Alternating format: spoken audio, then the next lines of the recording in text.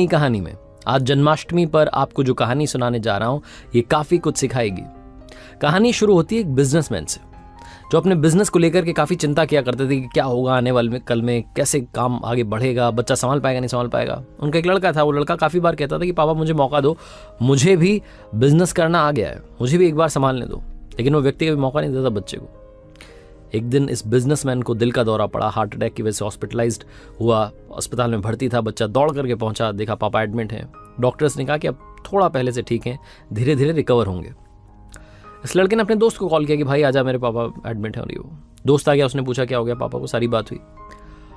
उसके बाद ये जो बिजनेसमैन का लड़का था इसने कहा चलना बाहर चल के आते हैं, बहुत देर हो गई इधर। अस्पताल से जब बाहर निकले तो एक आइसक्रीम वाला दिखाई दिया। बिजनेसमैन के लड़के ने कहा कि भाई आजा आइसक्रीम खाते हैं।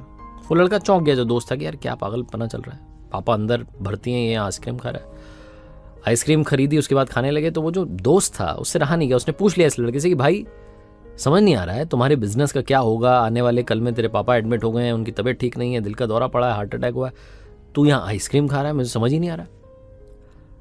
वो जो लड़का था उसने जो बात कही वो ध्यान से सुनी। उसने कहा कि मुझे मालूम है तो ये सोच रहा होगा कि मेरे पापा एडमिट हैं और आइसक्रीम चल रही है, मजे चल रहे हैं। नहीं, मैं भगवान श्री कृष्ण का बहुत बड़ा भक्त हूं और उनकी दो बातें हमेशा जिंदगी में याद रखता हूं। पहली बात जो हम सबको मालूम है कि काम करना है, फल की चिंता नहीं करनी है। तो जो होगा देखा जाएगा, मैं अपने काम पर फोकस करूंगा, बिजनेस भी अच्छा चलेगा। दूसरी बात, मैं तुम्हें कहानी सुनाता हूं, समझ में आ जाएगी। भगवान श्री कृष्ण की जो पत्नी थी मां रुक्मणी, इनका विवाह हुआ तो जो बड़ा बेटा हुआ उसका नाम प्रद्युम्न था। और प्रद्युम्न के जन्म के 10 दिन बाद ही प्रद्युम्न का अपहरण हो गया, छोटे बच्चे का। मां रुक्मणी नाराज रहने लगी, उदास रहने लगी कि क्या हो गया है। भगवान श्री कृष्ण कहते थे कि चिंता मत करो, प्रद्युम्न ठीक होगा, जहां भी होगा, तुम स्वस्थ रहा करो, मस्त रहा करो। लेकिन इसी चिंता में रुक्मणी जी के साल बीतते गए।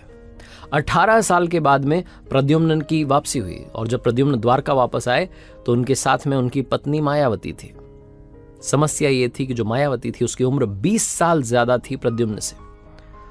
मां रुक्मणी पहले तो खुश हुई कि बच्चा आ गया, फिर दुखी हुई कि इतनी बड़ी लड़की से शादी करके आ गया। भगवान श्री कृष्ण के पास गई और जाकर कहने लगी कि क्या हो गया है। भगवान श्री कृष्ण ने कहा कि जो हो गया है उसको स्वीकार कर लो, चिंता मत करो। लेकिन मां रुक्मणी कह रही थी कि बड़ी लड़की से शादी कर ली, यही मिली थी, ये वो, पता नहीं बहुत सारी बातें। वो स्वीकार नहीं कर पा रही थी, उदास हुए जा रही थी, दुखी हुए जा रही थी। 1 साल 2 साल समय बीत रहा था, लेकिन अंदर ही अंदर वो बात उनको कचोटती रही। 8 साल के बाद में रुक्मणी जी ने स्वीकार कर लिया कि प्रद्युम्न ने जो शादी करी वो ठीक है, ज्यादा चिंता करने की जरूरत नहीं है। उस शादी को उन्होंने स्वीकार कर लिया।